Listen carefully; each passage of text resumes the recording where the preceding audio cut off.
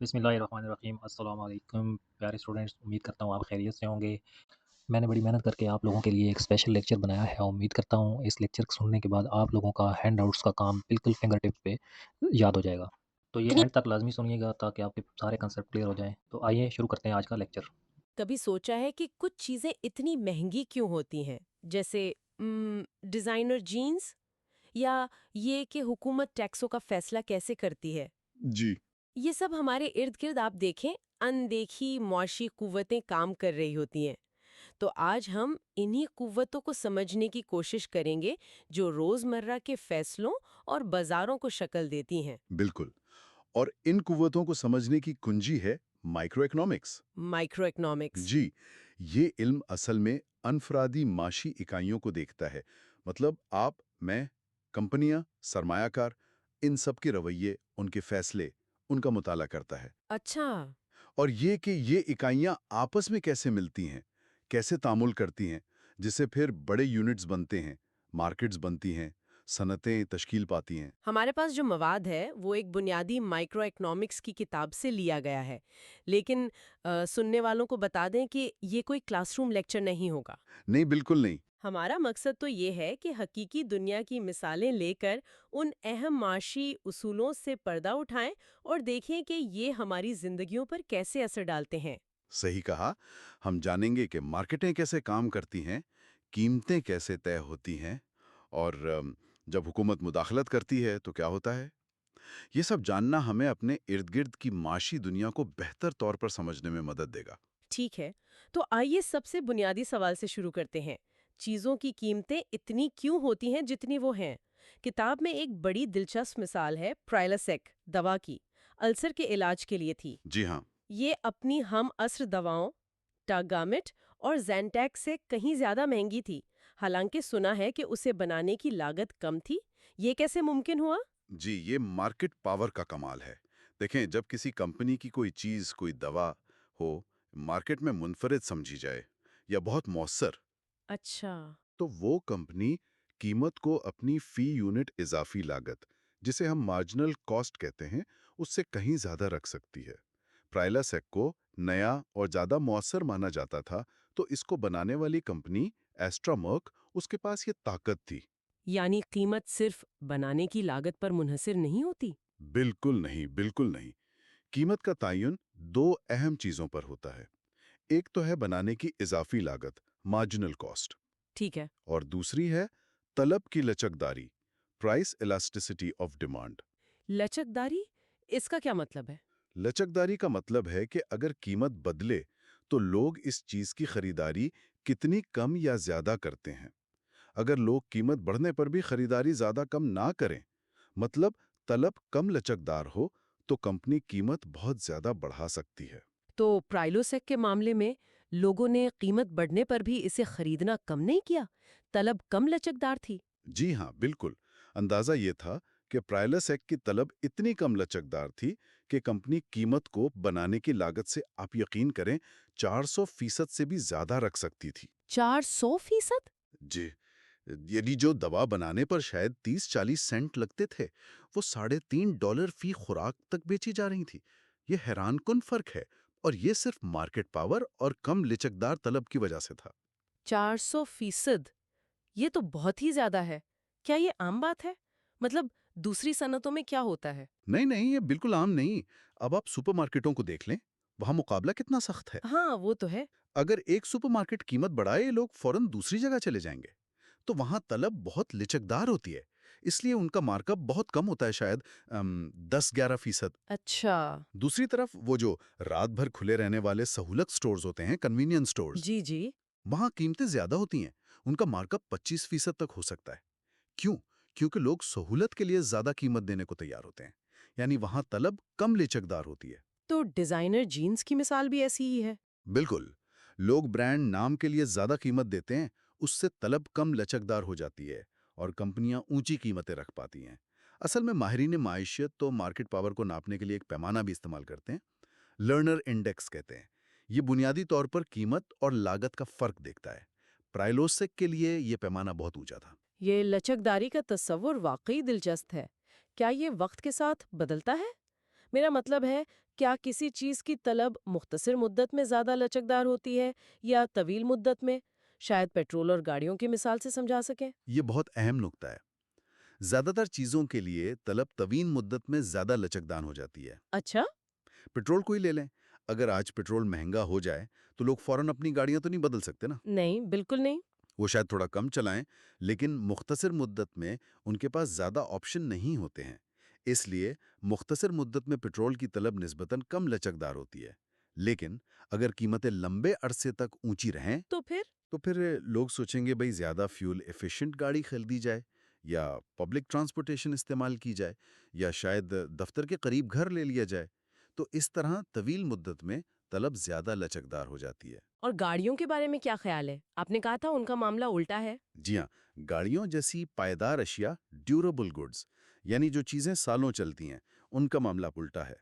ان کی طلب مختصر مدت میں زیادہ لچکدار ہوتی ہے۔ وہ کیسے؟ وجہ یہ کہ سڑکوں پر جو پرانی گاڑیاں چل رہی ہیں، ان کی تعداد ہر سال بننے والی نئی گاڑیوں سے کہیں زیادہ ہوتی ہے۔ ٹھیک ہے۔ تو اگر گاڑیوں کی قیمت بڑھ جائے یا لوگوں کی آمدنی کم ہو جائے تو وہ نئی گاڑی خریدنے کا فیصلہ ملتوی کر سکتے ہیں۔ ہاں، کہہ سکتے ہیں کہ پرانی سے ہی کام چلا لیں گے کچھ عرصہ۔ بالکل، اور اس سے کیا ہوتا ہے کہ مختصر مدت میں نئی گاڑیوں کی فروخت میں بہت بڑی کمی آ سکتی ہے، لیکن طویل مدت میں جب پرانی گاڑیاں بالکل ہی ناکارہ ہو جاتی ہیں تو لوگوں کو نئی خریدنی ہی پڑتی ہیں، تو طلب واپس آ جاتی ہے۔ اچھا۔ اسی لیے گاڑیاں بنانے والی صنعتیں چکری صنعتیں یا سائیکلیکل انڈسٹریز کہلاتی ہیں۔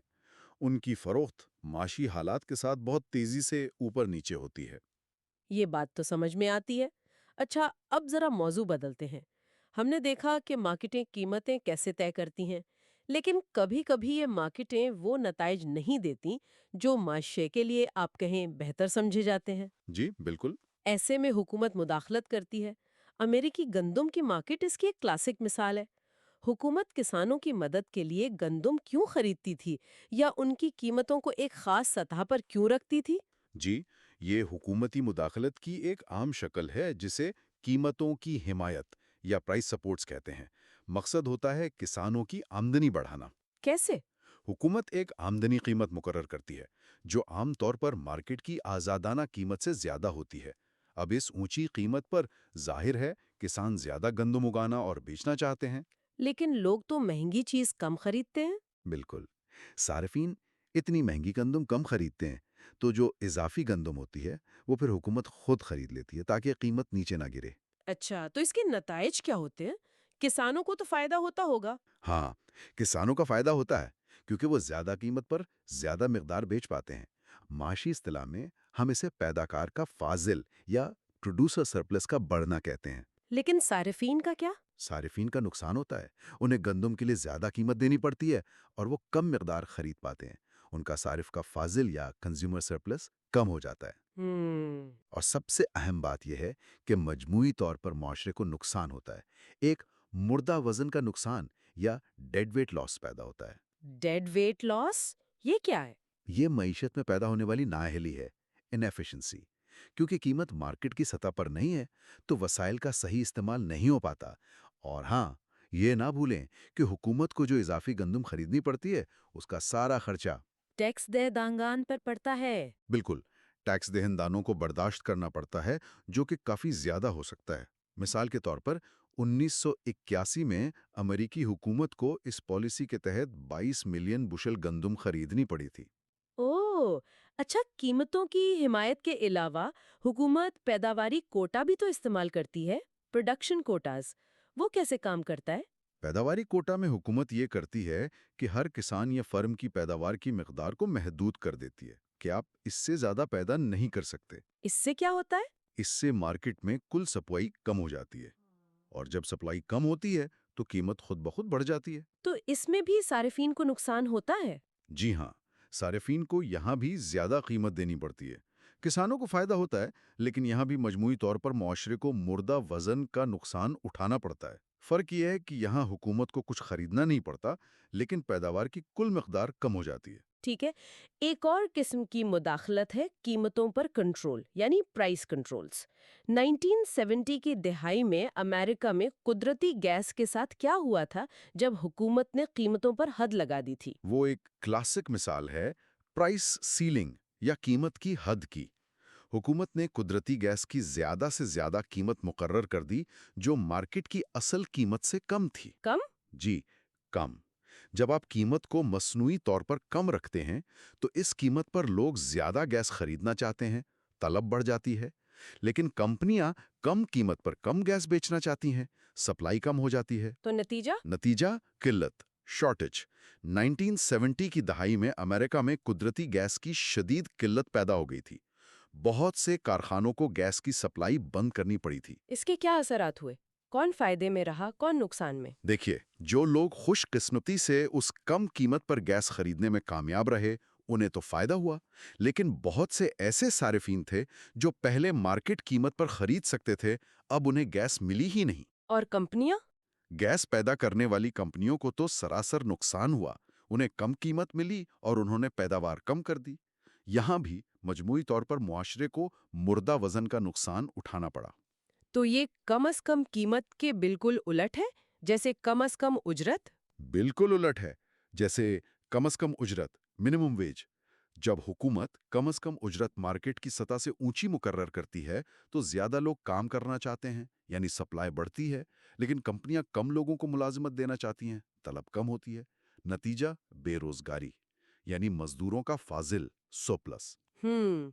इसी तरह की एक और, आप कहें, बहुत संजीदा मिसाल गुर्दों की मार्केट है, किडनीज की। गुर्दों की मार्केट?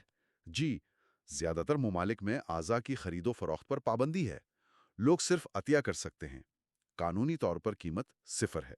तो इससे क्या होता है? इसकी वजह से गुर्दों की सप्लाई, यानी अतिया करदा गुर्दे, उनकी तलब, यानी गुर्दों की ज़रूरतमंद मरीज, उससे बहुत ही कम है।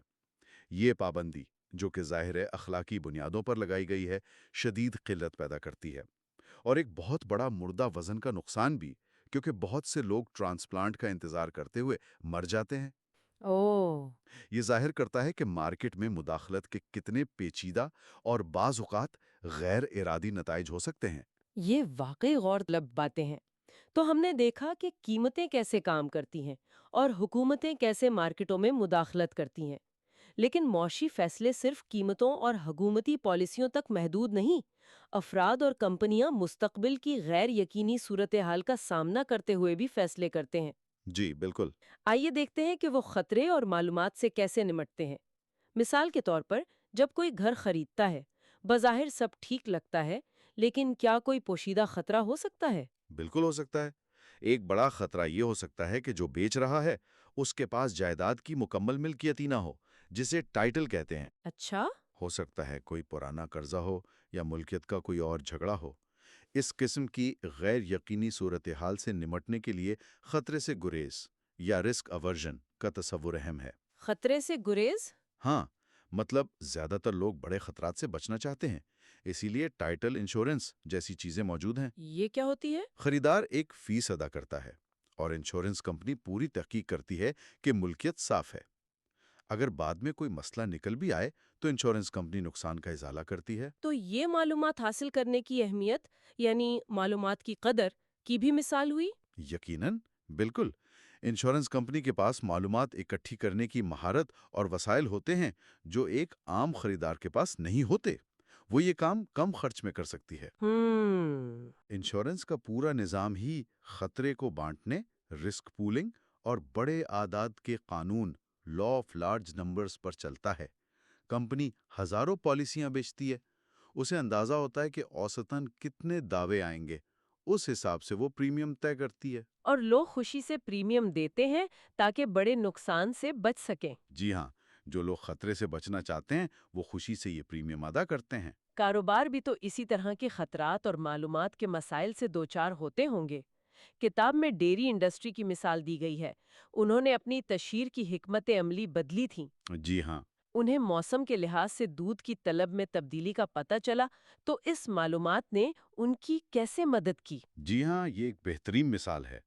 पहले डेयरी इंडस्ट्री सारा साल तशहीर पर तकरीबन एक जैसा खर्च करती थी।